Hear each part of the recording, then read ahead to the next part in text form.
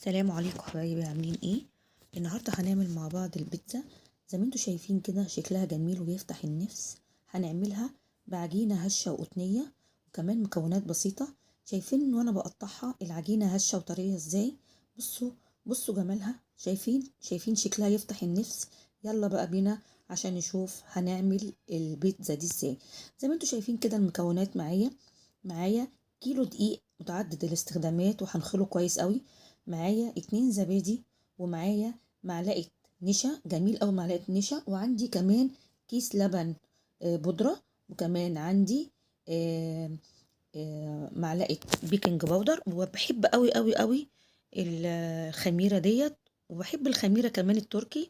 ومعانا كوباية كبيرة دافية للعجن. هعجن دلوقتي في العجان المكونات الجافة مع بعض عشان الهواء يخش.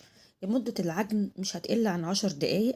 وبعد كده هضيف، بصوا الخميرة بتاعتي بحب قوي اعمل التست او الاختبار دوت. هضيفها وكمان ربع كوباية زيت مع بعض. العجينة بتاعتي زي ما احنا شايفين هتطلع جميلة قوي.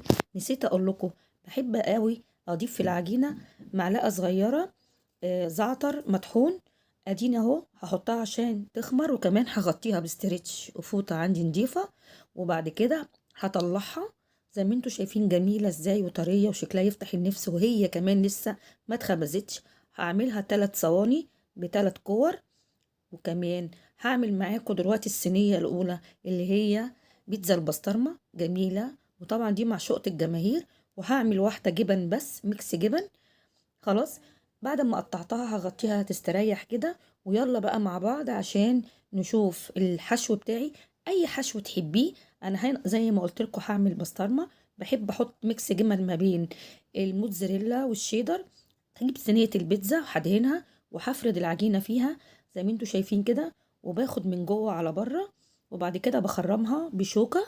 هحط اول طبقه عندي، هحط الصلصه، وبعد كده عليها حبه جبنه. وبعد كده هبدأ بقى الحشو بتاعي.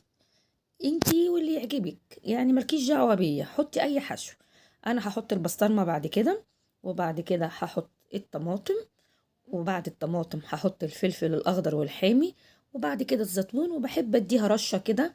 انا كمان عندي هنا زي ما انا بقول لكم جبنة، عندي الجبنة التركية لما بتنشف بحطها في الفريزر وبكسرها بايدي لما تكون مجمدة، هتبقى سهلة ان هي تتكسر.